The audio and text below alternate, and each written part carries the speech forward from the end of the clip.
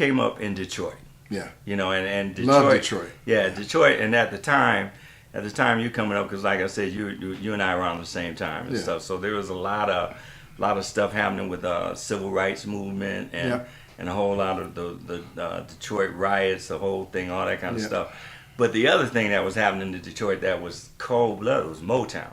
Music. Yeah, we had, it wasn't just Motown. We had United Sound with Stax Records. We had Holland Doja Holland with Invictus, Hot Wax, you know. And of course, Motown was the big one. And I lived about 14 blocks away from Motown. Yeah. So I could walk there. Yeah, you and Ollie Brown. Brown. Yeah, Ollie, Sylvester Rivers. Yeah. In fact, our band, we played on the street because we heard that's how Diana Ross got her deal. And they just closed the shutters on us. What was the name of your band? The Stingrays. The Stingrays. With R-A-Y in it. Stingrays. Yeah. Oh, yeah? Yeah. That's like, they closed the doors on us. We couldn't believe we set up right outside of Motown and played. We played for a little while. Next thing we know, people came, took the windows, closed the windows, shut it down. I said, "Oh, I guess that means we ain't gonna get signed."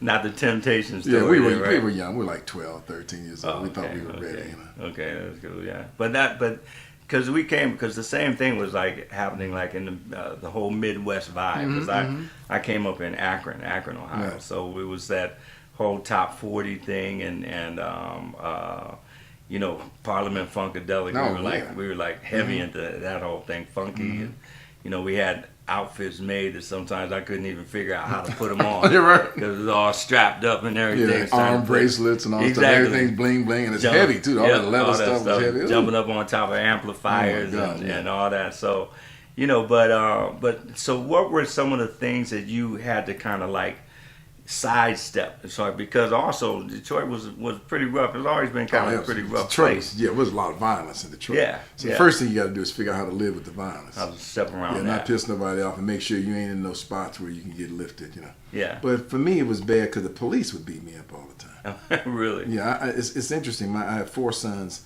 They're all taller than me, and they all play sports. And I think they like sports because I don't know anything about sports. I don't know anything about basketball, football. I don't even know how the games are played, right? And that's because when I was younger, the police would grab me and they would beat me up. And then they'd take me like a mile or 2 away from home and drop me off.